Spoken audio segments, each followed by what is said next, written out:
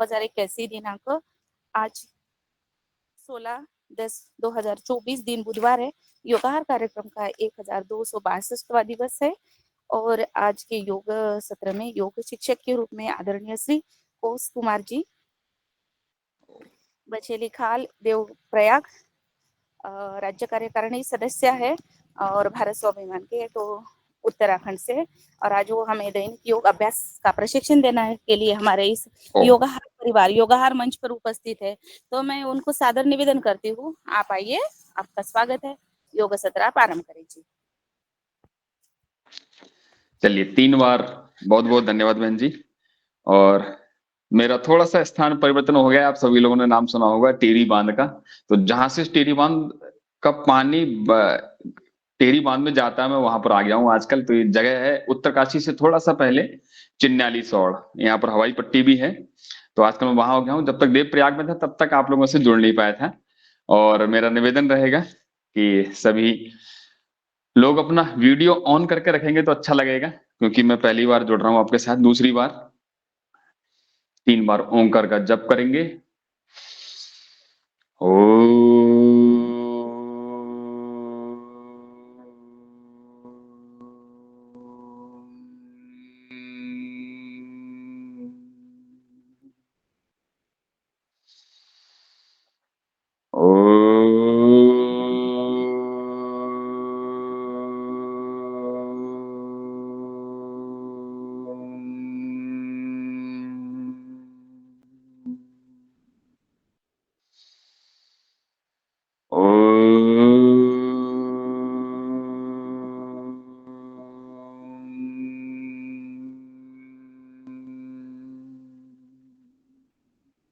गायत्री मंत्र। ओम भूर्भुवः स्वाहा तत्सवितुर्वरेण्यं भर्गो देवस्य धीमहि धियो यो नः प्रचोदयात्। ओम त्र्यंबकं यजामहे सुगंधिं पुष्टिवर्धनम् उर्वारुकमिव बन्धनात् मृत्युर्मुक्षीयमामृतात्। ओम सहना भवतु सहनौ भुनक्तु सह वीर्यं करवावहि तेजस्विनः अवधीतमस्तु मा विद्विषावहि। ओम असतो मा सद्गमय तमसो मा ज्योतिर्गमय मृत्योर्मायमृतं गमय। ओम शांति शांति शांति। प्रातः स्मरणीय स्वामी जी महाराज व आचार्य श्री की सूक्ष्म उपस्थिति को नमन करते हुए और जिनके पुरुषार्थ से, जिनके सहयोग से यह कार्यक्रम निरंतर चल रहा है, ऐसे हमारे पवन कुमार जी, जनरल मैनेजर जैविक अनुसंधान केंद्र पतंजलि योगपीठ हरिद्वार, और हमारे मध्य प्रदेश के भारत स्वाभिमान के राज्य प्रभारी आदरणीय श्रीमान मुन्नीलाल यादव जी, और जिनके माध्यम से मैं आपके बीच में आया, ऐसी हमारी बड़ी बहन रंजना जी, जिनके पावन पुरुषार्थ से, जिनके सहयोग, जिन सभी लोगों के सहयोग से, और आप वे सभी लोग जो निरंतर करीब 4 से 5 वर्षों से लगातार जुड़े हुए हैं इस अनुष्ठान के साथ में, इस पवित्र अनुष्ठान के साथ में, आप सभी को मैं प्रणाम करता हूं। मैं कौत्स कुमार आज आपके साथ में योग करूंगा और कुछ बातें जो मुझे पता है वो आपको बताने का प्रयास भी करूंगा। आइए, क्योंकि सभी आयु वर्ग के लोग हैं तो एकदम हम योग जब करते हैं तो 4 चरणों में, तो पहले चरण में हम थोड़ा सा शरीर को वार्म अप कर लेते हैं। तो उसमें सूक्ष्म अभ्यास करेंगे, दोनों हाथ सामने की ओर कर लेंगे और सांस जब भरेंगे तो हमारे हाथों की स्थिति, सांस भरी छोड़ी, सांस भरी छोड़ी, सांस भरी आज मुट्ठियों को आधा बंद करेंगे। अगला अभ्यास, पूरी मुट्ठी बंद होगी, सांस अंदर जाएगी, अंगूठे अंदर की ओर, कोहनियां एकदम सीधी रहेंगी, पूरा हाथ खोला,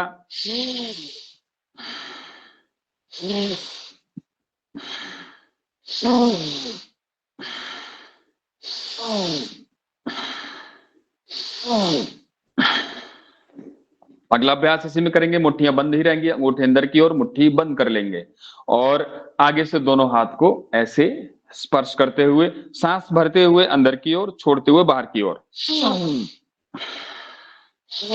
ये सूक्ष्म अभ्यास के करने से आजकल सामान्यतः सभी के किसी न किसी प्रकार से या तो हीमोग्लोबिन की कमी या किसी कारणवश कमजोरी है, हमारी हड्डियां कमजोर हो रही है, हमारे जॉइंट में पेन है। अब ठंडों का मौसम आने लग गया है, मैं जहां पर हूँ वहां तो ठंड होना शुरू हो गई है, मैं रजाई ओढ़ के ही सोता हूँ। तो पूरे भारतवर्ष में भी उत्तर भारत में तो कड़ाके की ठंड पड़ती है, तो ऐसे समय में ज्वाइंट में पेन होने लगता है। तो ज्वाइंट में पेन ना हो उसके लिए यह अभ्यास निरंतर ऐसे ही उल्टा सांस के साथ में, और यह अभ्यास करेंगे हम सांस के साथ में। कोहनियों से ध्यान करेंगे कि कोहनियों से हाथ मुड़े ना बिल्कुल।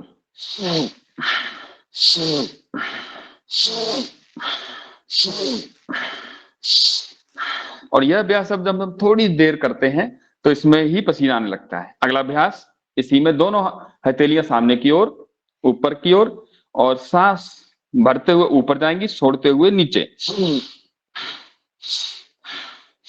कोहनियों से हाथ सीधे रहेंगे।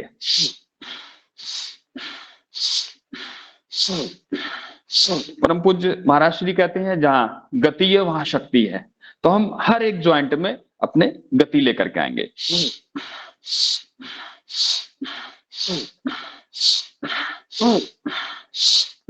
ऐसे ही चलिए अगला अभ्यास, इसी में हथेलियां ऊपर की ओर, सांस भरी और हाथ ले जाएंगे कंधों तक, भरते हुए यहां, छोड़ते हुए सामने।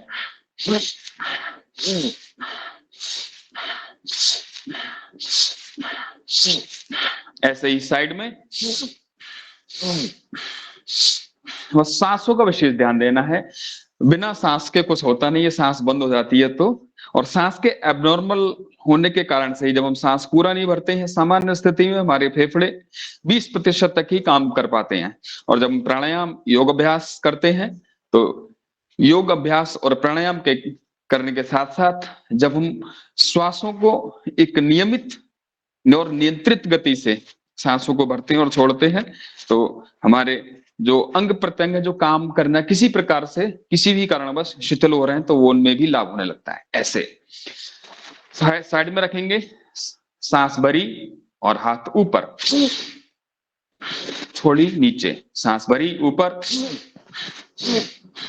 और इसमें इसका विशेष ध्यान देंगे, यदि किसी को सर्वाइकल स्पॉन्डिलाइटिस है तो सर्वाइकल स्पॉन्डिलाइटिस के समय झटका तो बिल्कुल नहीं देंगे, और यदि ताकत भी है शरीर में तो झटका के साथ बिल्कुल नहीं देंगे। इस प्रकार से देखेंगे, सांस भरी,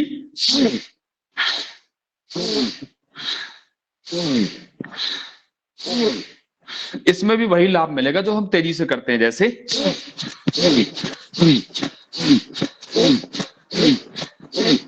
अब जब शरीर में जब तक ताकत है तब तक तो हम कैसे भी करें, लेकिन फिर भी नियमित रूप से और निरंतरता के साथ में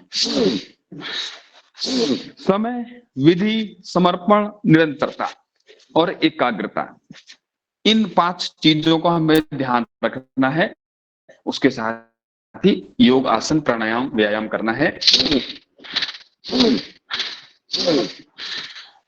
अगला अभ्यास ऐसे सामने की ओर, ये वे अभ्यास हैं जो हमारे कमर से ऊपर के सभी हिस्सों को हाथों के द्वारा हम एक्टिवेट कर रहे हैं। तो ये सूक्ष्म अभ्यास, 4 चरण, आसन, प्राणायाम, व्यायाम और सूक्ष्म अभ्यास, ये सूक्ष्म अभ्यास सभी को करने चाहिए प्रतिदिन।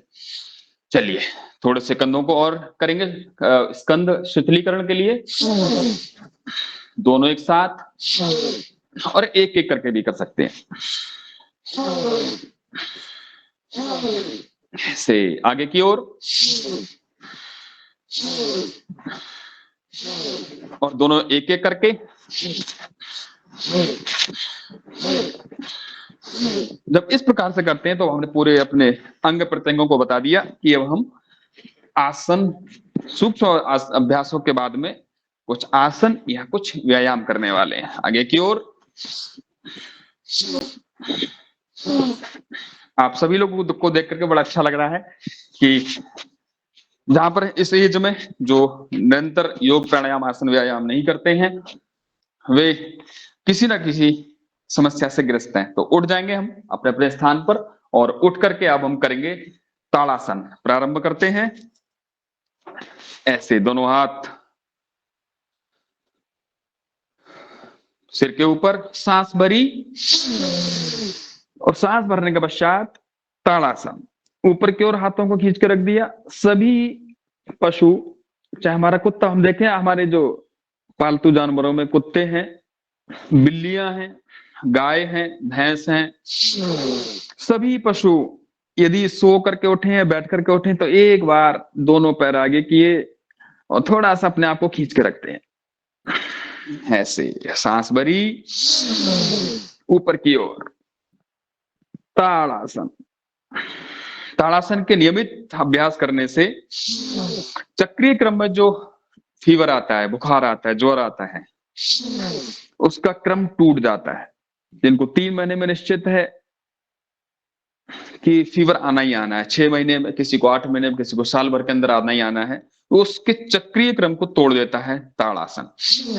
जब तक हमारे बच्चों की लंबाई बढ़ने की उम्र है तो ये लंबाई बढ़ाने में भी विशेष सहायक है। तिर्यक ताड़ासन। नीचे जो पैरों का फासला होगा वो कंधों के बराबर में। वापस सांस भरी, छोड़ते हुए साइड में जाएंगे। वापस सांस भरी,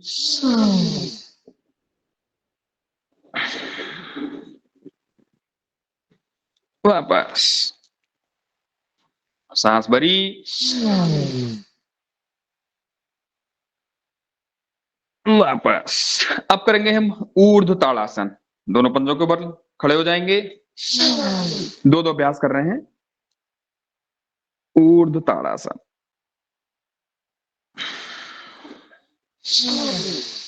बैठ करके अभ्यास किए हमने और उठ करके हम कर रहे हैं ताड़ासन। ऊर्ध्व ताड़ासन, ऊर्ध्व तिर्यक ताड़ासन, तिर्यक ताड़ासन। इसके करने से हमने शरीर को बता दिया कि अब हम पूरी रूप से तैयार हैं योगिक जॉगिंग के लिए। ऊर्ध्व तिर्यक ताड़ासन।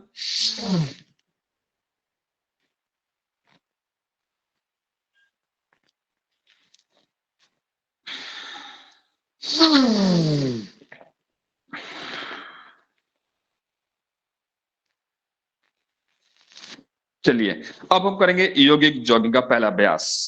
अपने अपनी सामर्थ्य के अनुसार अपनी शक्ति का अतिक्रमण नहीं करना है और शक्ति का पूर्ण उपयोग करते हुए हम करेंगे योगिक जॉगिंग का पहला अभ्यास।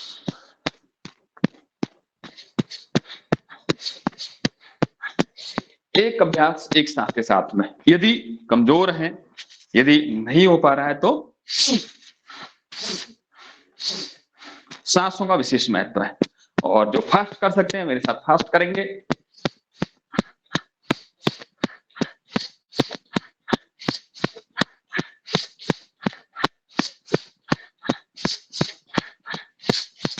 आगे को झुकेंगे नहीं, एकदम सीधे।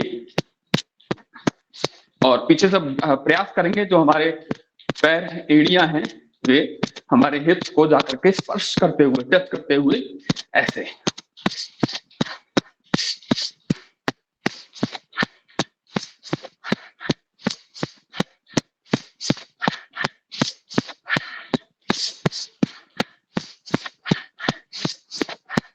दूसरा, पूरा पूरा हाथ ऊपर।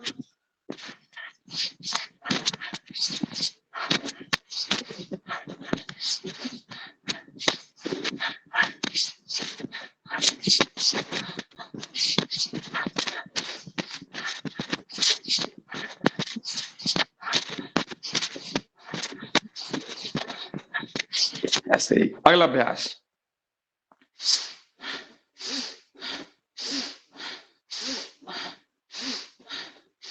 बस ये ध्यान रखना है कि हम आगे की ओर ना झुकें।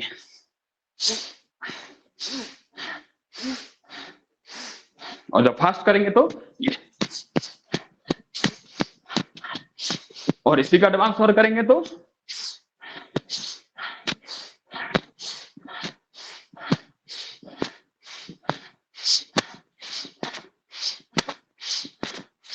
अगला। चलिए अगला अभ्यास,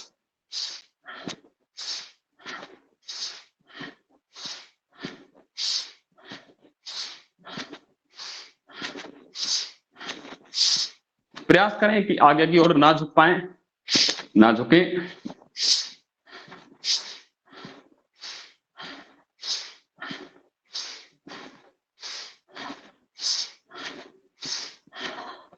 पूरा बैठ लेंगे इसी में। यदि पूरा बैठ सकते हैं तो पूरा बैठ लेंगे। एक श्वास के साथ में एक अभ्यास।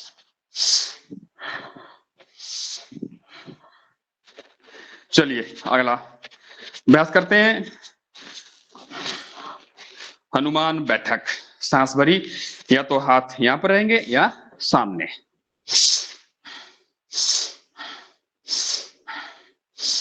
पहले आधा आधा, फिर पूरा।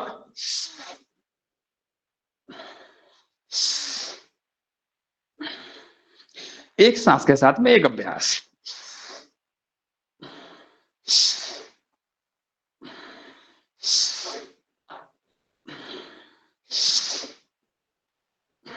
अगला अभ्यास साइड में।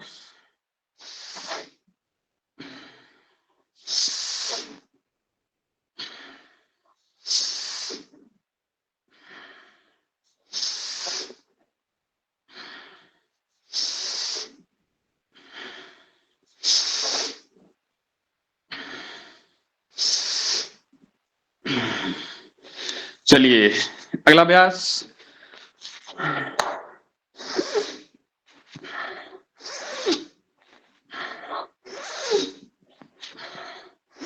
पीछे जाएंगे तो सांस अंदर, आगे आएंगे सांस बाहर। यह नियम भी है, सभी आसनों के ऊपर लागू भी होता है। जब कमर के आगे जाते हैं सांस बाहर, पीछे जाते हैं कमर से, दोनों से दूर जाते हैं सांस अंदर। अगला अभ्यास ये,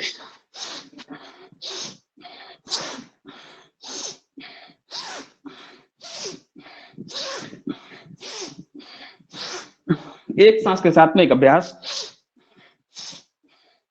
जो हाथ ऊपर जा रहा है उसी के साथ में दृष्टि भी रहेगी।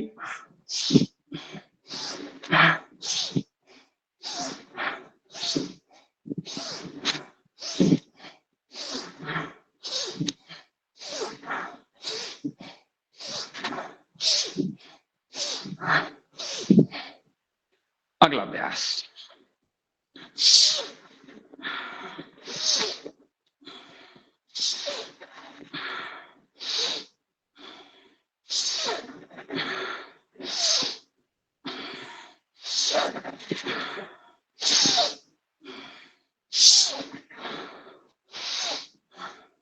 एक सांस के साथ में एक अभ्यास। चलिए 9 अभ्यास हो गए। 10वां अभ्यास,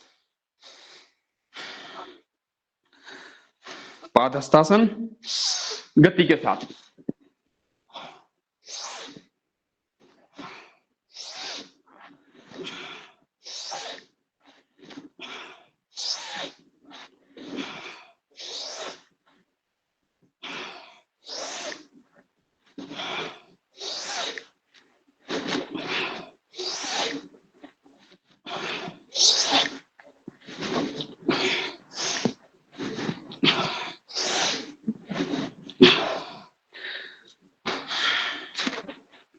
ये हो गए हमारे 10 अभ्यास। 11वां अभ्यास पीटी, अपनी अपनी सामर्थ्य के अनुसार। चलिए करते हैं। कम से कम सभी को जो 35-40 वर्ष तक के हैं, 50 वर्ष तक के हैं, तो 100 बार, और कोई समस्या नहीं है तो ये सामान्य रूप से करना चाहिए। और उससे ऊपर में जो सामर्थ्य है उसके अंदर धीरे धीरे, और बच्चों को, लड़कों को, लड़कियों को कम से कम 100 बार तो करना ही करना है। तो आइए थोड़ा अभ्यास करते हैं पीटी का।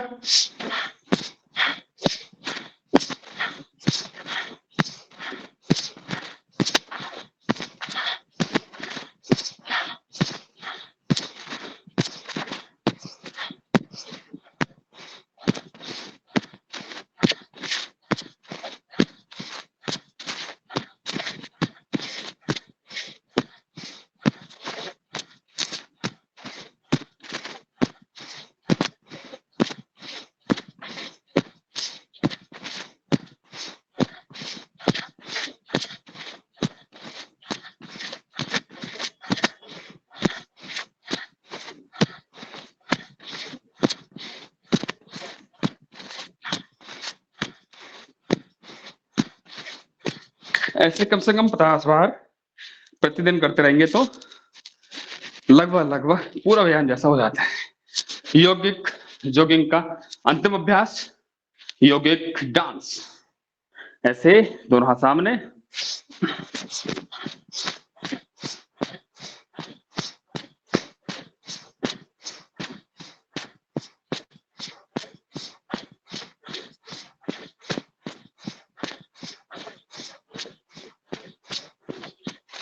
चलिए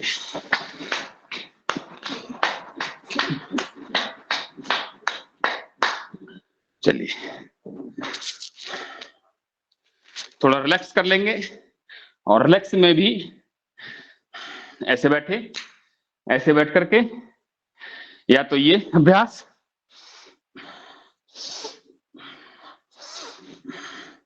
और यदि थक गए हैं तो बटरफ्लाई। ये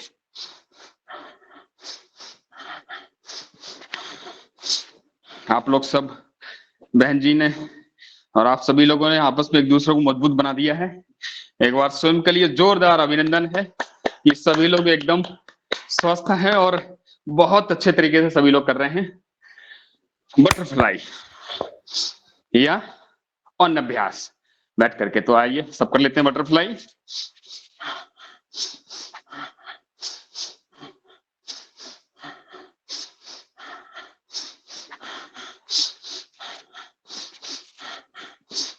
चलिए दोनों पैर सामने। पहले हमने हाथों का अभ्यास किए थे, अब पैरों का अभ्यास।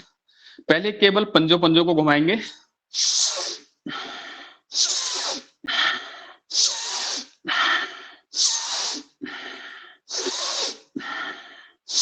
एक सांस के साथ में एक अभ्यास।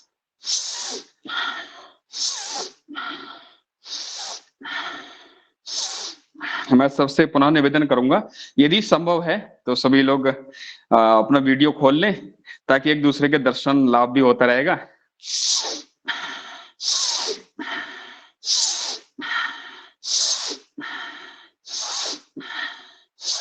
अगला अभ्यास, पैरों को आगे पीछे। कोई भी मुझे बता देंगे कि मेरी आवाज और मेरी वीडियो क्लियर है? जी जी बढ़िया बढ़िया बढ़िया बढ़िया जी धन्यवाद। अब जो आजकल की समस्या है, हमारे घरों में जो सबसे बड़ी समस्या घुसी हुई है, हमारे शरीर की प्रकृति होती है सामान्यतया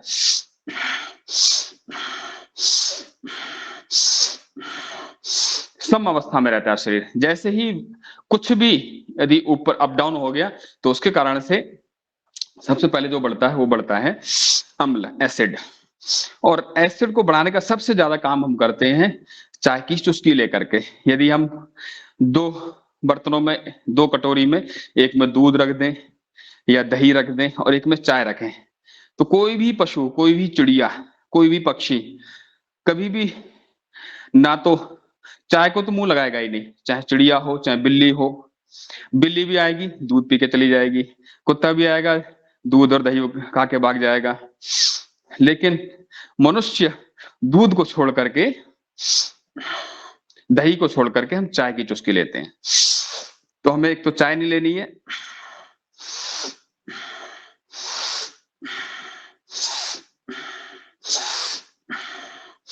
और जितनी भी अम्लीय चीजें हैं जो अम्ल बढ़ाती हैं, तली भुनी चीजें अनावश्यक रूप से बाहर की, विशेषकर घर से बाहर की, चाहे वो चाउमीन है, चाहे वो बर्गर है, चाहे वो पिज्जा है, जितने भी ऐसे जंक फूड हैं, हम जानते तो सब हैं। आज का युग है ज्ञान का युग। सबको, कोई ऐसा नहीं है आज के समय में जो इंटरनेट यूज कर रहा है उसको जानकारी नहीं है, बस का अभाव है तो केवल व्यवहार का। ऐसे चलिए एक एक पैर से। तो यदि हमारा शरीर जाम हो रहा है, यदि किसी प्रकार का रोग है, तो उसका कारण भी हम स्वयं ही हैं, और कुछ बाह्य कारण। एक एक पैर से, दोनों पैरों से, मस्ती के साथ।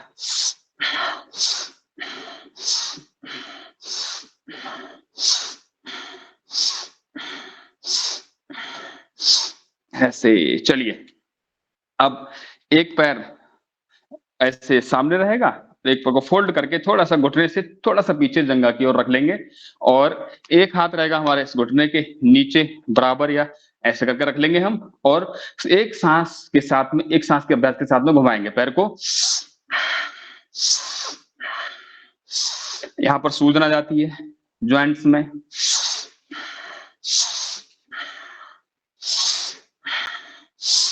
यदि हम निरंतर यह अभ्यास करते रहें, तो यदि हमारा यूरिक एसिड भी बढ़ रहा है, या हमारा यूरिक एसिड बढ़ने के जब बहुत ज्यादा बढ़ते रहा तो उसके कारण से रूमेटॉइड ऑस्टियोआर्थराइटिस है की प्रॉब्लम है, ऑस्टियोपोरोसिस की प्रॉब्लम भी होने लगती है।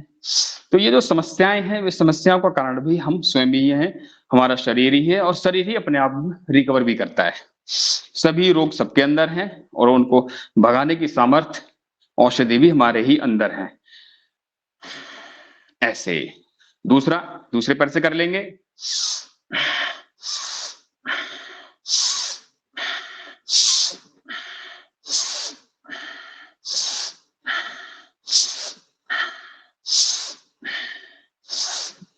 उल्टा, क्लॉकवाइज, एंटी क्लॉकवाइज।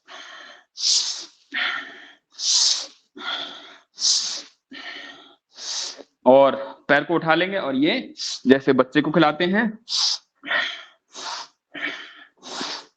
जब यहां जाएगा तो सांस अंदर, यहां पर आएगा तो सांस बाहर, और सांसों के साथ में नहीं करते हैं तो उसका विशेष लाभ नहीं मिल पाएगा। लाभ तो मिलेगा लेकिन विशेष लाभ नहीं मिलेगा। जैसे खीर खा रहे हैं और उसमें चीनी नहीं डाली, मीठा नहीं डाला, तो मजा तो आएगा लेकिन उतना नहीं आएगा। तो सांस का अभ्यास भी वैसे ही है कि आनंद तो आ रहा है, लेकिन पूरा आनंद लेना है तो सांसों के अभ्यास के साथ में।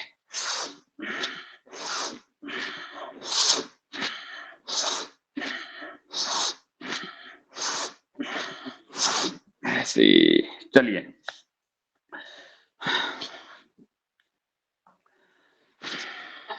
तीन बार लंबी गहरी सांस भरेंगे।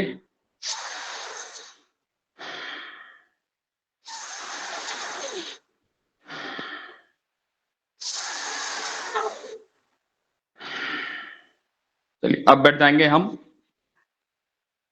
तैयारी करेंगे मंडूकासन की। ऐसे वज्रासन में बैठ जाएंगे, शरीर को वज्र की भांति, और हमारे डाइजेस्टिव सिस्टम को, यदि कोई भी आसन है जो भोजन के पश्चात किया जा सकता है तो वह है वज्रासन। ऐसे बैठ जाएंगे, एड़ियों के ऊपर, एड़ियां बाहर की ओर, ऐसे। और अब हम करेंगे मंडूकासन। अब विधि क्या है? सामान्य तौर पर जब हमारा पेट मोटा होता है तो हम ध्यान ही नहीं करते हैं, हमारी स्थिति थोड़ी गड़बड़ हो जाती है। स्वामी जी महाराज कहते हैं समय, विधि, समर्पण, निरंतरता और एकाग्रता, इन 5 चीजों का हमें ध्यान रखना है। तो समय का तो बहन जी ने बता ही रखा है, विधि उसका भी हम चर्चा कर रहे हैं। तो अंगूठे अंदर की ओर ऐसे, और ये सामने से ऐसे मिला लिया, इसको ठीक नाभि के ऊपर रखेंगे, जो मुड़ा हुआ हिस्सा है यह वाला, और सांस भर के छोड़ते हुए सामने की ओर झुक जाएंगे। पीछे से हिप्स उठेंगे नहीं, ऐसे।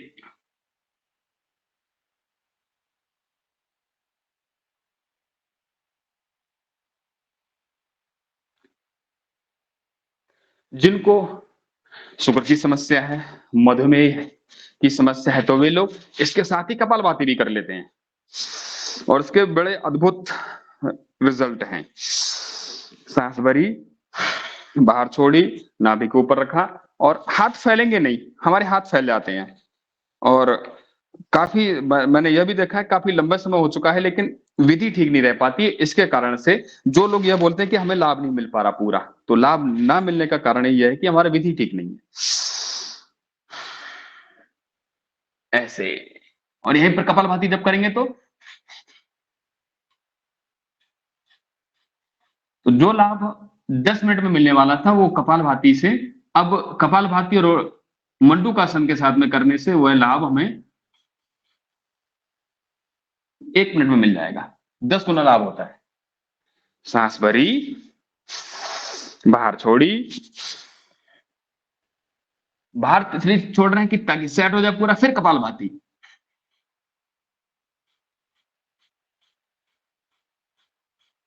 मेरे पिताजी की शुगर आज से करीब 7 वर्ष पहले एक अचानक से, पता ही नहीं चला, कभी उन्होंने दवाई नहीं खाई, घर का सारे काम करते रहते हैं रिटायरमेंट के बाद और पहले से भी, तो उनकी 602 शुगर पहुंची। स्वामी जी महाराज उन्हीं दिनों बोलना शुरू हुआ था कि मंटूकासन के साथ में ये करो। अब मेरे पिताजी की शुगर एकदम सेट है, किसी प्रकार की कोई औषधि नहीं लेते, आयु भी हो रही होगी करीब 68 साल।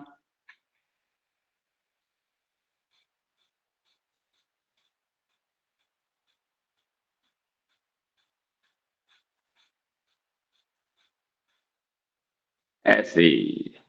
अब जो शुगर के पेशेंट हैं वे, सभी को पता है आप लोगों को कि वे लोग पहले बायां हाथ, ऊपर से दायां हाथ, जिनको शुगर है वो बायां हाथ के अभ्यास के साथ में करें और जो सामान्य है वे बदल बदल के करते रहें। तो जो लोग बायां के अभ्यास के साथ में करेंगे तो अधिक लाभ मिलेगा मधुमेह मुक्ति में।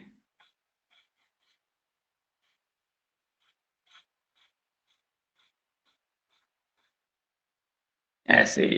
चलिए, इसी में शशांक आसन। और मधुमेह के साथ जो पैरेलल बीमारी चल रही है वो है हमारे हार्ट की डिजीज, हमारा उच्च रक्तचाप है, निम्न रक्तचाप है। ऐसे दोनों हाथ, शशांकासन, शशकासन, और इसी में कपालभाति भी कर लेते हैं।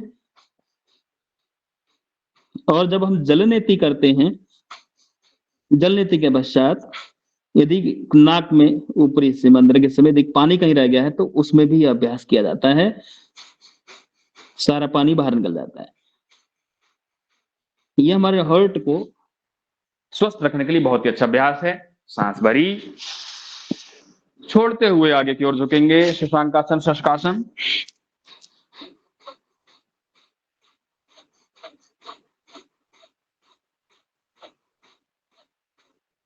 ऐसे। चलिए, अगला अभ्यास कर लेंगे गोमुखासन।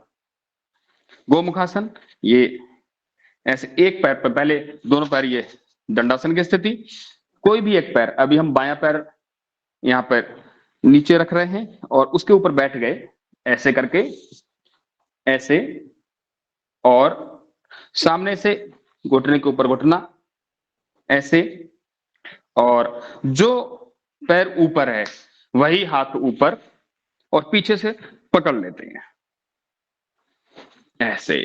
और थोड़ी देर इस आसन में बैठ जाएंगे, इस स्थिति में, गोमुखासन। और जहां पर मैं हूं, आप सभी लोग सादर आमंत्रित भी हैं। मेरे यहाँ से गंगोत्री जो है वो करीब 100 किलोमीटर आगे है और यहाँ से गोमुख करीब उससे थोड़ा सा और आगे है।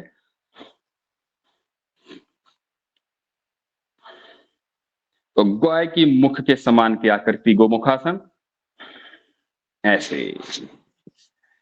दूसरे पैर से कर लेंगे। प्रसन्न मुख के साथ में प्रसन्न मुखाकृति, और किसी प्रकार का दबाव नहीं, किसी प्रकार का तनाव नहीं, चेहरे से झलकना चाहिए। ऐसे पीछे से दोनों हाथ ऐसे पकड़ में आने चाहिए, ऐसे। और इसी के साथ में जब हम संयुक्त कर देते हैं कपालभाति को,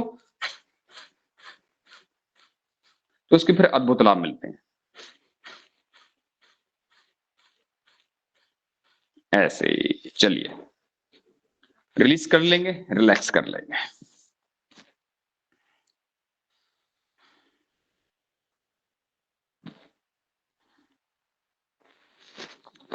थोड़ा सा फिर हाथों के अभ्यास की ओर बढ़ेंगे, फिर लेट करके, पेट केवल लेट कर और पीठ केवल लेट करके कुछ आसन करेंगे।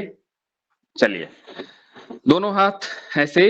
अब आज के जो समय में समस्याएं हैं, आपने देखा होगा, यदि अभ्यास करके देखना है तो हम थोड़ी देर, कम से कम 3 मिनट सभी को अभ्यास होना चाहिए कि इस प्रकार से हाथ रुक जाए हमारे।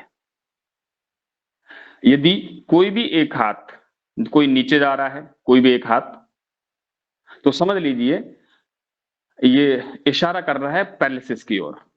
तो 3 मिनट हम महीने में यह अभ्यास जरूर कर लिया करें कि 3 मिनट कम से कम ऐसे अभ्यास रहे। और इसके एडवांस में भी यदि करना है, मेरे पास थोड़ा सा भी गिलास नहीं है, पानी का गिलास भी रख सकते हैं हम, ऐसे ये त्रिफला का है, ये ऐसे करके हमने कर लिया ऐसे। तो ये अगर हिल रहा है तो समझ लीजिए कोई ना कोई समस्या है, समस्या हो रही है, पार्किंसन का रोग होने वाला है। तो ये कभी गिरे ना, छलके ना, इसमें यदि पानी भरा है गिलास में। तो यह अभ्यास हम कर लिया करें महीने में एक बार, अपने आप को सेल्फ टेस्ट के। तो फिर हमें पैथ लैब में जाने की आवश्यकता सामान्य रूप से नहीं होगी, ऐसा अभ्यास। और इसी में अगला अभ्यास, जो कम उम्र के बच्चे हैं, 15 वर्ष से ऊपर के जो साथी हैं हमारे, 30 वर्ष तक के, 35 वर्ष तक के, तो उनको लगता है कि हमारी जो मसल्स हैं वो थोड़ी मजबूत हों, तो उसके लिए सबसे अच्छा अभ्यास यदि हम देखेंगे तो ये कम से कम 100 बार प्रतिदिन। इससे हमारे फेफड़े भी स्वस्थ रहेंगे, श्वास नली भी स्वस्थ रहेगी, और हमारे कंधे मजबूत होंगे। यदि हम जिम में जाकर के इनको मोटा बना रहे हैं तो क्या होगा, क्योंकि हम अतिरिक्त मेहनत करें, तो अतिरिक्त मेहनत करने के कारण से फिर ये हड्डियों में एक उम्र के बाद में, 35 के बाद में, 40 के बाद में समस्या आने लगती है, क्योंकि कार्टिलेज घिसने लगते हैं, लिगामेंट्स टेढ़े होने लगते हैं, तो उसके कारण से फिर ये हाथ पांव से टेढ़े होने लगते हैं। तो हमें क्या करना है, यह क्योंकि अपने ही हाथ है, कोई अतिरिक्त वेट नहीं ऐसे। और जो यहाँ का, जिनके माताओं बहनों के, भाइयों का, जिनका ये मांस लटक गया है यहाँ पर, तो वो शिफ्ट होने लगेगा इनमें, यहाँ पर मसल्स में, जो सुडोल बनाएगा। और जो जेंट्स है हमारे भाई, तो उनका चेस्ट अच्छा बनाएगा, सुडोल बनाएगा, पेट अंदर की ओर रहेगा, चेस्ट बाहर की ओर रहेगा। तो उसके लिए बहुत अच्छा अभ्यास है।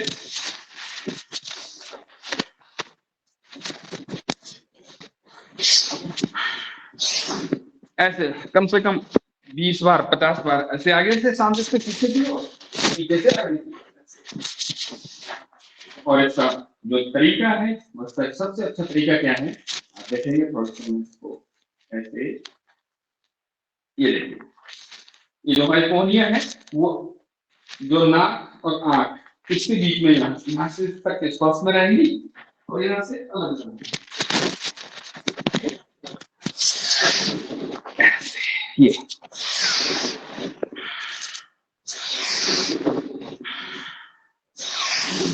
और इसको आप देखेंगे, इसी को करते करते यदि हमने 50 बार कर लिया, यदि हमने 30 बार कर लिया, तो पसीना आने लगता है अपने आप से, पसीना छलकने लगेगा। मैं इतनी ठंड में बैठा हूं तब भी पसीना आने लगता है, ऐसी ठंड में भी। और आप तो जहां पर हैं थोड़ा गर्म हो रहा होगा उधर काफी अभी, ये ऐसे। तो हमें जिम में जाने की आवश्यकता ही नहीं है। जिम में जाकर के हम अपने ज्वाइंट, जो ज्वाइंट्स हैं हमारे, उनको कमजोर करते हैं, क्योंकि जिम का उद्देश्य अलग है, योग का उद्देश्य अलग है। योग में हम, अध्यात्म है, शारीरिक बल है, मानसिक बल है,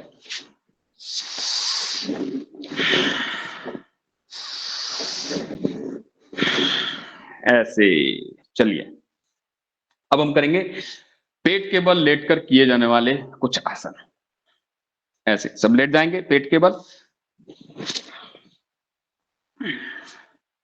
ऐसे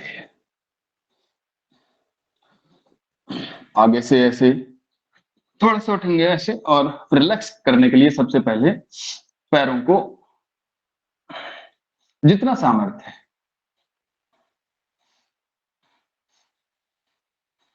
एक एक पैर से हिप्स तक लेकर के आएंगे।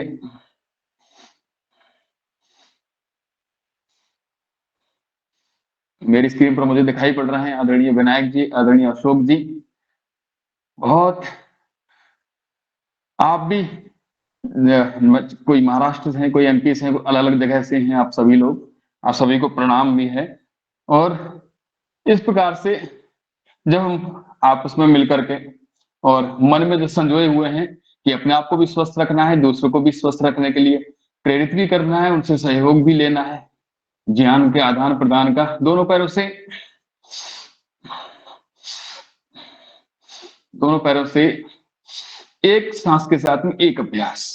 सांस के साथ में नहीं करते तो ऐसा नहीं कि हानि होगी, यदि हम सांस के साथ में नहीं करते हैं तो पूरा लाभ नहीं मिल पाता है, इसलिए सांसों का जरूर ध्यान रखेंगे।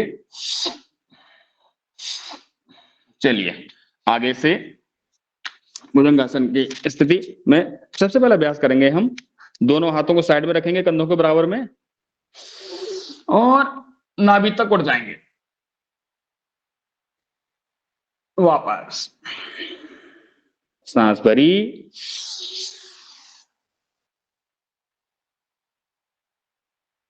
वापस सांस भरी, कितना नाभि तक उठेंगे अभी, वापस।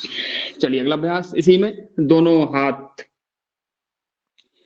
दाएं हाथ के ऊपर बाएं हाथ, और उसके ऊपर चिन्ह हमारी थोड़ी रहेगी, और सांस भरते हुए पूरा उठ जाएंगे कमर तक, हाथ एकदम सीधे, दृष्टि ऊपर की ओर, आसमान की ओर, छत की ओर। वापस सांस छोड़ते हुए, सांस भरते हुए ऊपर,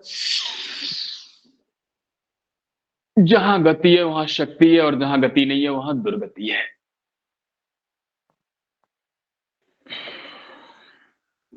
ऐसे एक बार और करेंगे,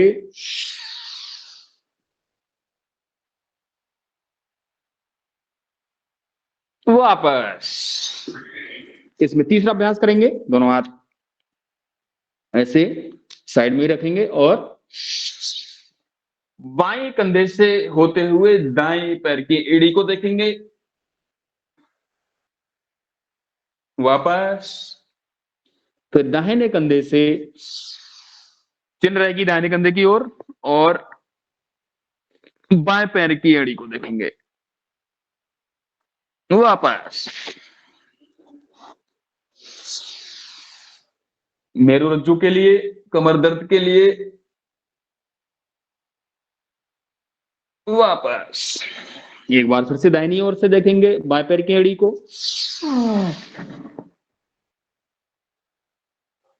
वापस। चलिए धनुरासन कर लेंगे। आसन बहुत है, कुछ आसन करेंगे, समय की सीमा भी, समय अपनी गति से चल रहा है। ये धनुरासन, धनुरासन में आगे पीछे की ओर हम आगे पीछे बोलते हैं, पेट की पूरी मसाज हो जाती है। बस थोड़ा सा ध्यान ये करना है कि आपके नीचे योग मैट हो, या थोड़ा सा मोटा कपड़ा जो एकदम चुभे ना, हमारा फर्श ऐसे। ये और साइड में भी कर लेते हैं ये,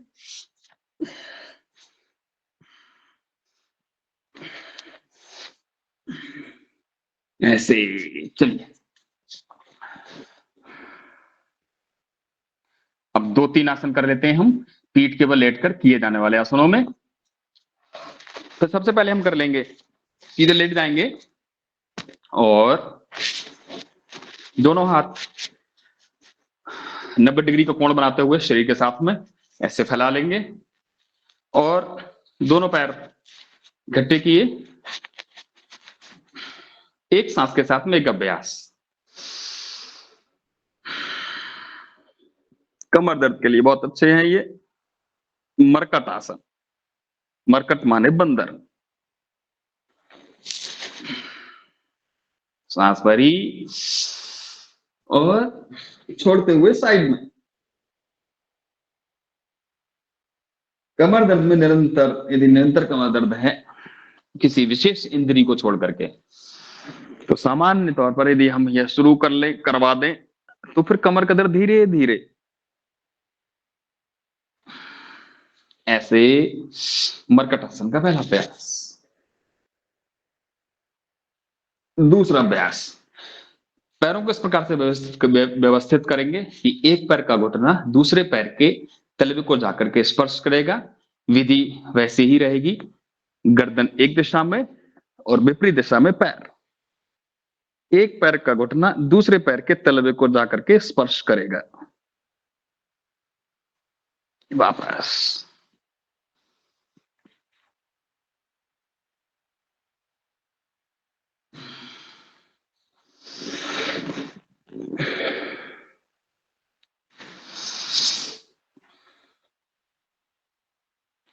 चलिए थोड़ा हम झूल लेंगे, जैसे हम धनुरासन में हुए थे ऐसे इसमें हो लेंगे। ये ऐसे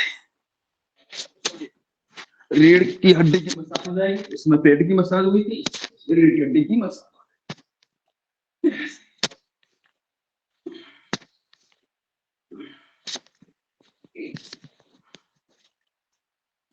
और चक्रासन भी लगा लेंगे, वहां हमने धनुरासन लगाया था, ये चक्रासन।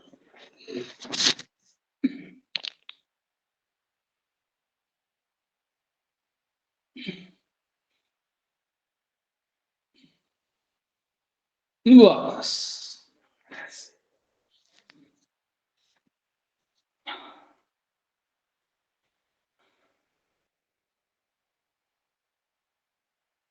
और पवन मुक्तासन का थोड़ा और ऐसे कर लेंगे, दोनों कर सकते हैं।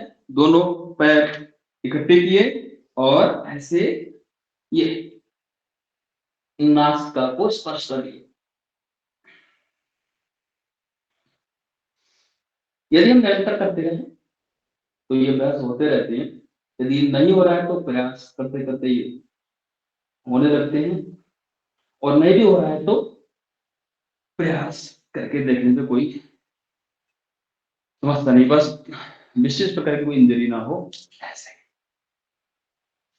और आसनों की इस श्रृंखला को थोड़ा सा अंत में ले जाते हुए अब हम करेंगे, जो लोग शीर्षासन ना कर पाए वे सर्वांगासन कर लें, और जो शीर्षासन कर सकते हैं शीर्षासन करेंगे।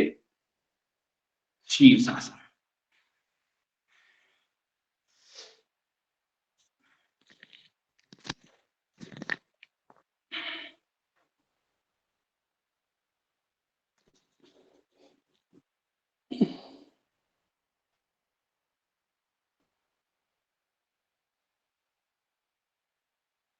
आसनों का राजा शीर्षासन।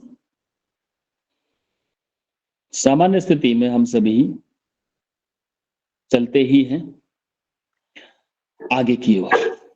शीर्षासन के लाभ क्या है? शीर्षासन के कर रहे, अब किनको नहीं करना है पहले थोड़ा सा वो बता देता हूं। जिनको उच्च रक्तचाप है, कमजोरी है, तो वे लोग तो बिल्कुल ना करें। और यदि आयु 60 वर्ष हो रही है और थोड़ी बहुत समस्याएं चूंकि होने लगती हैं तो उनको भी नहीं करना है। यदि पूर्ण रूप से स्वस्थ है तो अपना थोड़ा देख करके कर लें, और वैसे ना करें तो ठीक है, सर्वांगासन करते रहें। शीर्षासन के करने से एक तो हमारी जो इसके संबंधी, एक तो चेहरे पर ग्लो आना शुरू हो जाता है। जिनको पिंपल्स हैं, रिंकल्स की प्रॉब्लम है, वो ठीक होने लगती है। यदि हमारे बाल झड़ रहे हैं तो बाल ठीक होंगे। यदि आंखों की समस्याएं हैं, आंखों में धुंधलापन दिखाई पड़ता है। मैंने भी करीब 10 वर्ष 2007 से 17 तक चश्मा लगाया 0.75 का,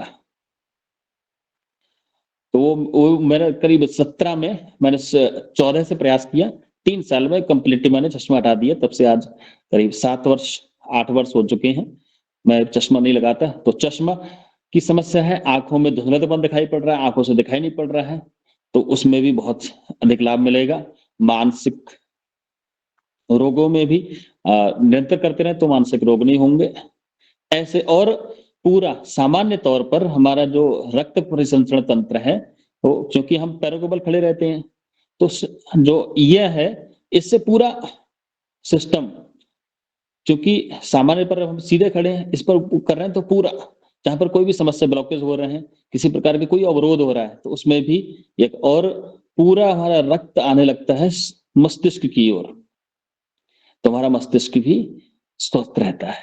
तो ऐसे निरंतर अभ्यास से शीर्षासन,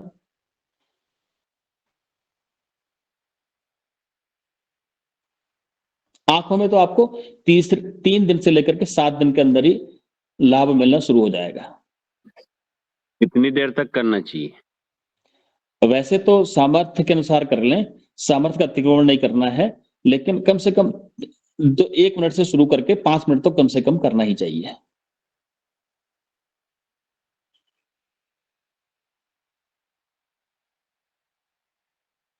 चलिए, ऐसे वापस आ जाएंगे और या तो खड़े हो जाएं या लेट जाएं।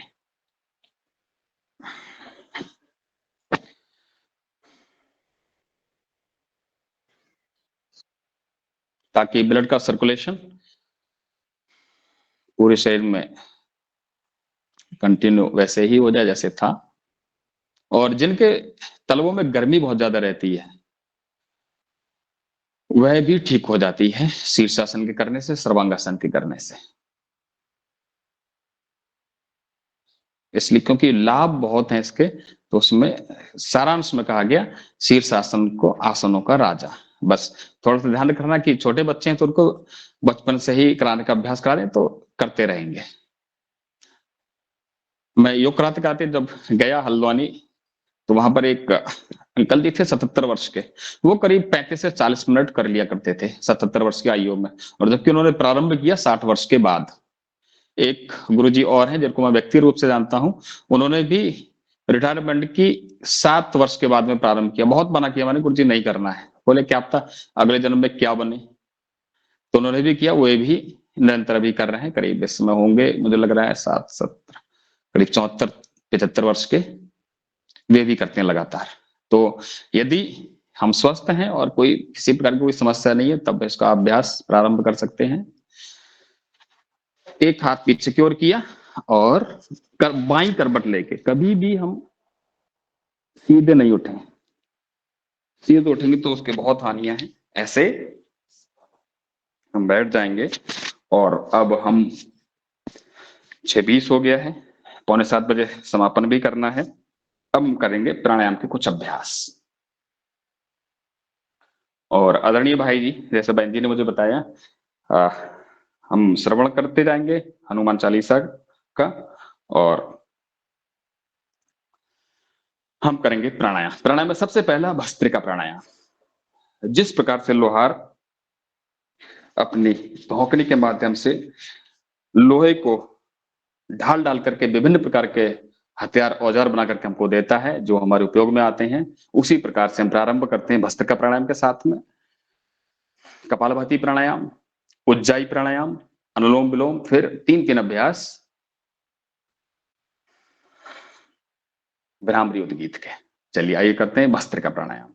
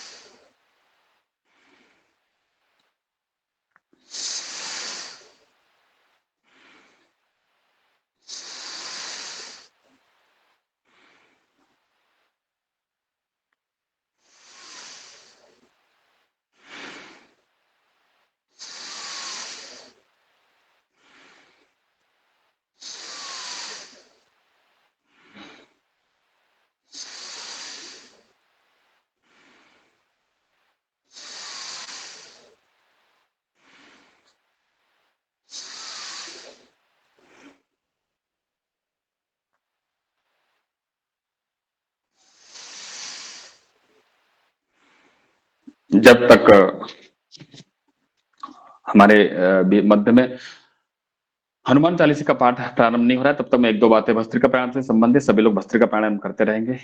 एक दो बातें, हम भस्त्रिका प्राणायाम करते करते हम भस्त्रिका प्राणायाम का लाभ अपने आप में कब तक जाने। जब हम भस्त्रिका प्राणायाम निरंतर करते हैं तो सभी को मिलने वाले लाभ अलग अलग होते हैं। जैसे सेम दवाइयों से किसी को डॉक्टर की 1 से 2 खुराक में लाभ मिल जाता है, किसी को 3 से 5 में, किसी को 10-10 दिन लग जाते हैं। वैसे ही चूंकि सभी की बॉडी के स्ट्रक्चर अलग अलग हैं, तो उस पर पड़ने वाले प्राणायाम और दवाइयों के, औषधियों के असर भी अलग अलग प्रकार से होते हैं। किसी को समय लगेगा, किसी को जल्दी होने लगता है। तो 3 मिनट से लेकर के 2 मिनट से लेकर के 5 मिनट, 7 मिनट, अधिकतम 10 मिनट यदि हम निरंतर भस्त्रिका प्राणायाम करें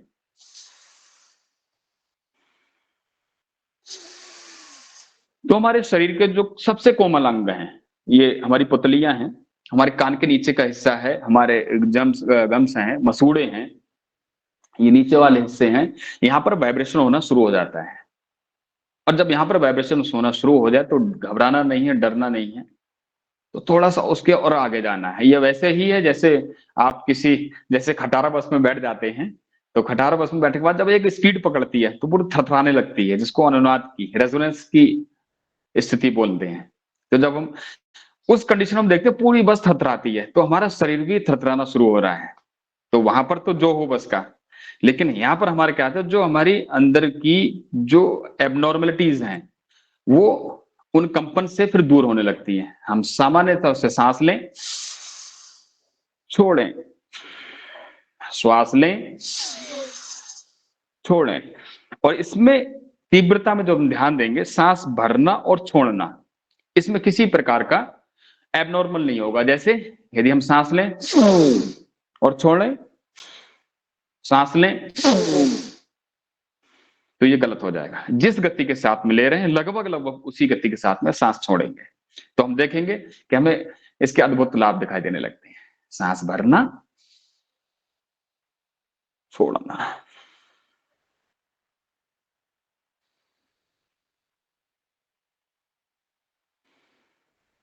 और मध्यम गति के साथ में जैसे स्वामी जी महाराज करवाते हैं,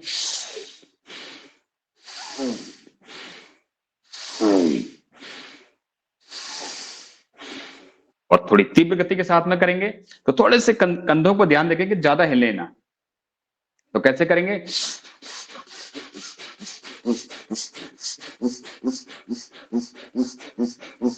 कंधे ज्यादा नहीं लेंगे, ये ज्यादा नहीं लेंगे। तो हम भस्त्रिका प्राणायाम 3 प्रकार से कर सकते हैं, 3 प्रकार के आई हो, और 3 का हमारे सनातन परंपरा में, वैदिक सनातन परंपरा में बहुत महत्व है। तो 3 प्रकार से हम प्राणायाम भी करते हैं, धीरे धीरे, धीमी गति से, मध्यम गति से और तीव्र गति से। 0 से 14, 14 से 60, 60 से ऊपर, ये 3 आयु वर्ग में बांटा गया शरीर को। हम बीमारियों के हिसाब से चाहे कितने भी ग्रुप में बांट लें, 3 प्रकार से ऐसे बांटा गया। और 3 दोष हैं, 3 ही गुण हैं, 3 ही ब्रह्मा विष्णु महेश हैं, 3 लोक हैं, ऐसे 3 की बहुत महत्ता है। तो ऐसे हम करते जाते हैं, सांस भरना और छोड़ना, भस्त्रिका प्राणायाम। अगला करते हैं हम कपालभाति। सभी प्राणायाम 3 प्रकार से।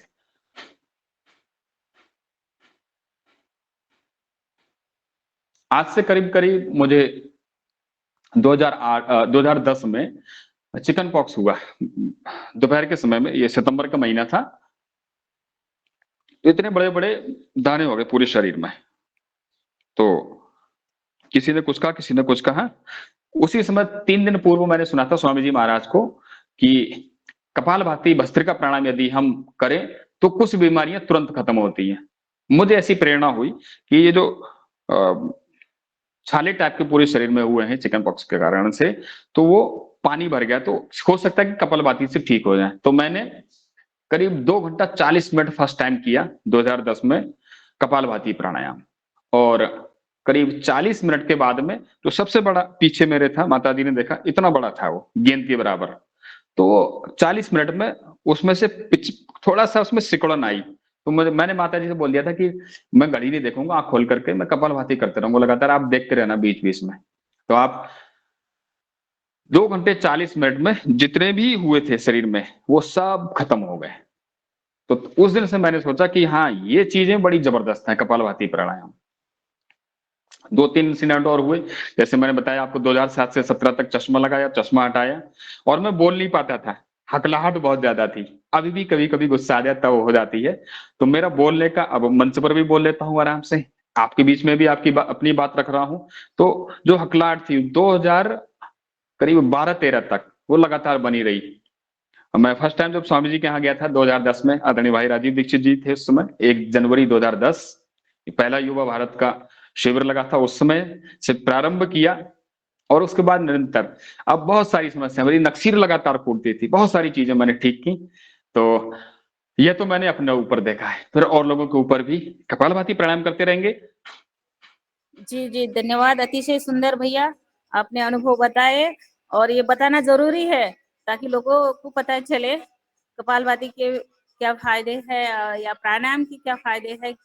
तो मैं आगे अपना कपालभाति करते रहिए और भी आप बताते जी जाइएगा, मगर मैं आदरणीय पवन कुमार सर से निवेदन करती हूँ कि आज का हनुमान जी चालीसा बिल्कुल। का पाठ आदरणीय पवन कुमार सर करें।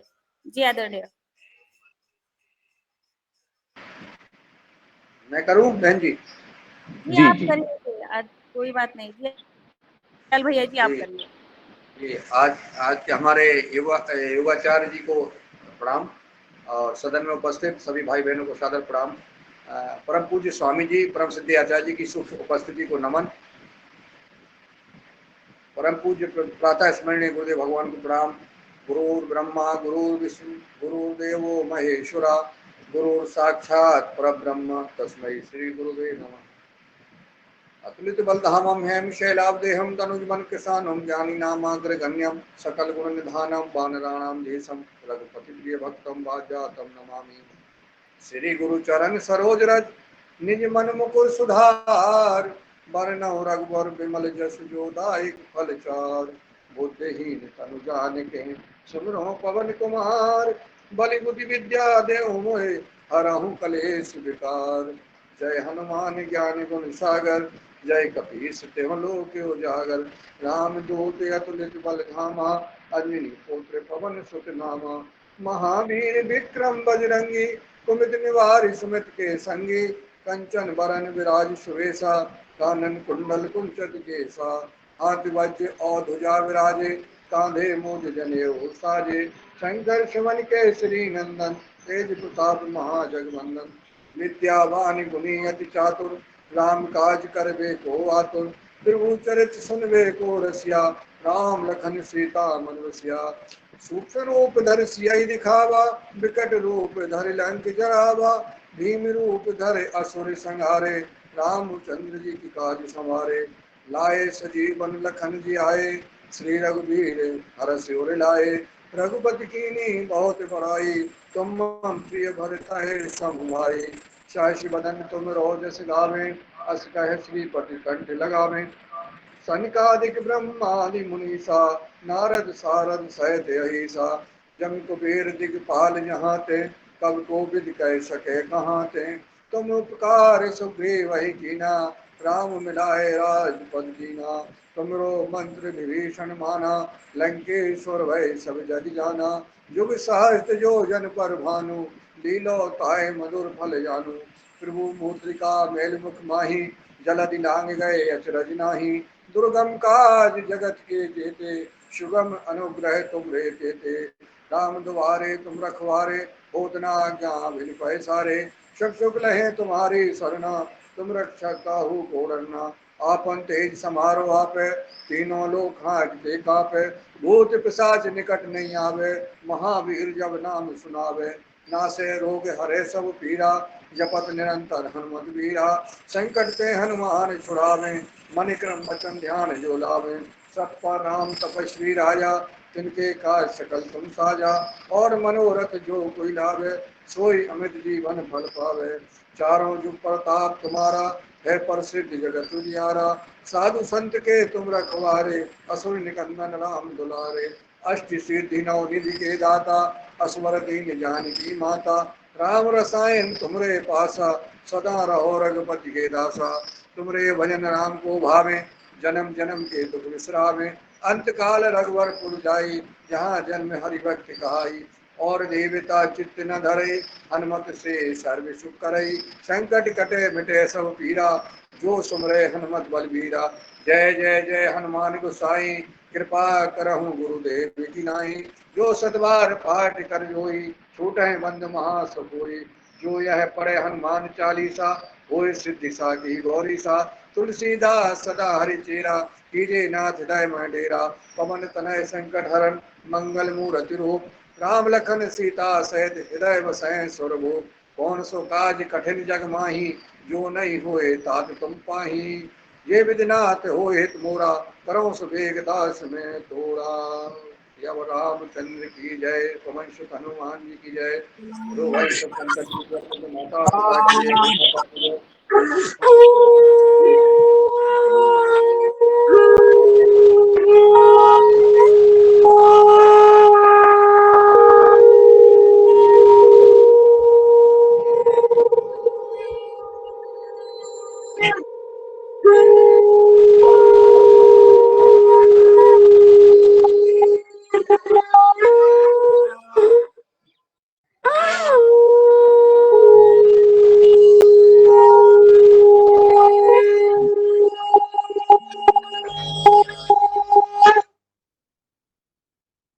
बहुत सुंदर शंख की ध्वनि, सभी शंख बजाने वालों को बहुत बहुत शुभकामनाएं। आप म्यूट नहीं आ रही है, अनम्यूट कर लें आप।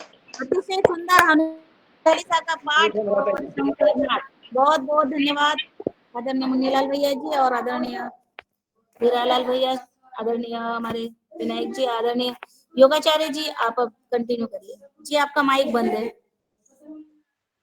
ओम। बहुत सुंदर। हनुमान चालीसा तो सुंदर हुआ ही, और हम सभी आदरणीय भाई साहब के माध्यम से उसका लाभ भी लिया हनुमान चालीसा का। और हनुमान जी महाराज हमारे ऊपर यूं ही कृपा दृष्टि अपनी बनाए रखें। और जो शंख बजाया वह भी सुबह सुबह हमारे रोम रोम को पुलकित भी करता है, जो वातावरण है उसको गुंजायमान करते हुए शंख ध्वनियां। आइए हम आगे की ओर बढ़ते हैं। उज्जाई प्राणायाम के बाद अनुलोम विलोम की ओर। अनुलोम विलोम में क्योंकि ज्यादा सबको पता है, ज्यादा उसमें ज्यादा गहराई में ना जाते हुए बस दो तीन बातें।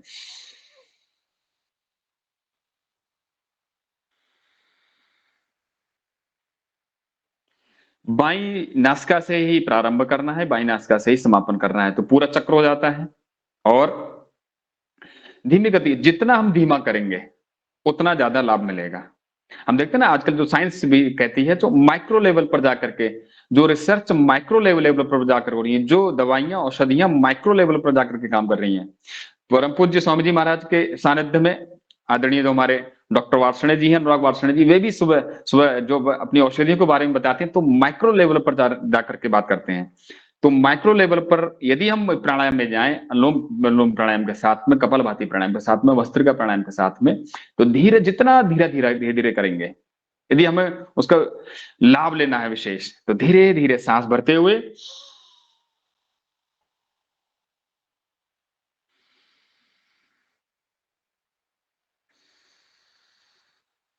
और आज्ञा चक्र में, या अब आज्ञा चक्र भी समझ में ना आए सामान्य रूप से, यदि हमने किसी को, क्योंकि बहुत प्रकार के लोग मिलते रहते हैं, मैं बस में भी देखता हूँ, यदि जब यात्रा कर रहा हूँ, अभी मैं जब परसों बहन जी ने कहा था कि सोमवार को जुड़िएगा, तो मैं यात्रा में था, बस में भी आज के समय आपको सुबह एक या दो आपको मिल जाएंगे जो योग करते होंगे या फिर योग के प्रति जिनकी जागरूकता होगी। तो अब हम चाहे रेलवे में हो, चाहे बस अड्डे पर बैठे हों, अपना काम जैसी सुबह हुआ शुरू कर दें।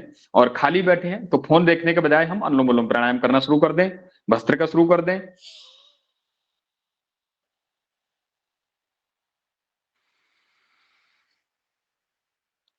तो जब हम सांस अंदर भर रहे हैं तो सांस लेने के साथ में जैसा वातावरण उसके हिसाब से आप देखेंगे, थोड़ा सा आप महसूस करेंगे तो वायु को स्पर्श हमारी नासिका के माध्यम से ऐसे मस्तिष्क में होते हुए और हमारी श्वास नली में होते हुए फेफड़ों तक महसूस होता है। तो धीरे धीरे जब हम करते हैं तो उसका एक एक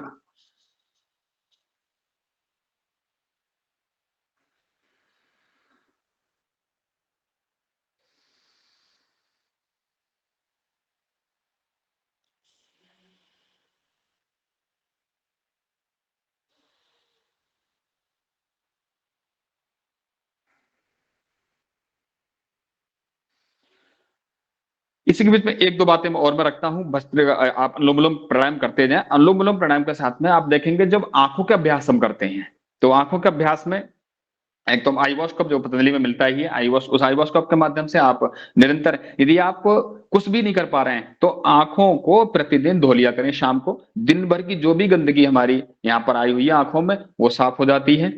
और विशेष लाभ लेना है तो त्रिफला के चूर्ण को उसमें डाल दीजिए, भिगो लीजिए और सुबह को छान करके बिल्कुल नीट एंड क्लीन वाटर के साथ में उस आई वॉश कप में डाल करके कीजिए, आंखें स्वस्थ होंगी। और अनुलोम विलोम प्राणायाम करते जाएं। एक दूसरा उदाहरण मेरे घर में और है, मेरे छोटे भाई अभी चश्मा हटाने के लिए अग्रसर हैं। वो बाल उड़ गए थे, ये सारे बाल एक तो सफेद हो गए थे सारे, और बाल यहाँ से ये साफ हो गए, ऐसे यहाँ से पूरे ये दिखने लग गया था पूरा मेरे छोटे भाई का। तो निरंतर अनुलोम विलोम प्राणायाम किया, और वो मेरे से भी बोलता है कि तुम कम करते हो, ज्यादा किया करो। तो अनुलोम विलोम प्राणायाम मेरे छोटे भाई ने किया, तो जितने भी बाल सफेद थे, अभी आयु उसकी भी करीब 34 वर्ष हो रही है, तो लगभग सारे बाल एक दो को छोड़ करके सारे काले हैं। जबकि जब कक्षा 8 और करीब बीटेक तक जब तक थे तब तक लगभग 60% तक सफेद थे। तो आज के समय बिना किसी उसके डाई भाई के एकदम एक दो बालों को छोड़ करके सारे काले हैं। तो अनुलोम विलोम प्राणायाम का ये मेरे भाई ने भी मेरे को बताया कि मैंने कैसे किया। वो निरंतर ऐसे जब भी करता, सांस भरते हुए धीरे धीरे,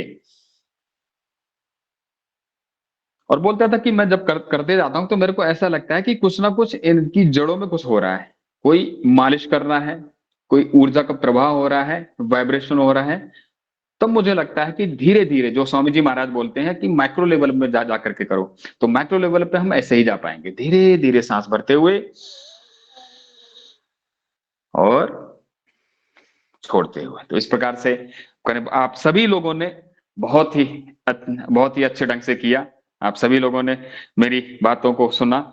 मैं आप सभी के प्रति कृतज्ञता व्यक्त करता हूं। और अब हम करेंगे 3 बार भ्रामरी, 3 बार अवधि, फिर समापन शांति पाठ के साथ।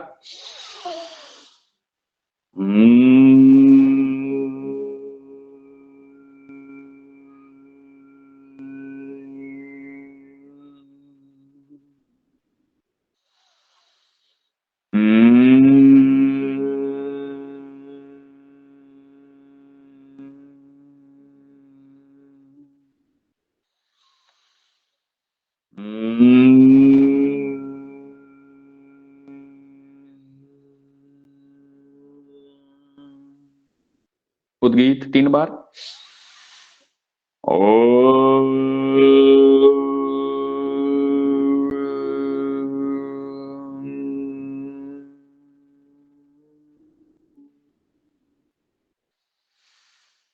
ओ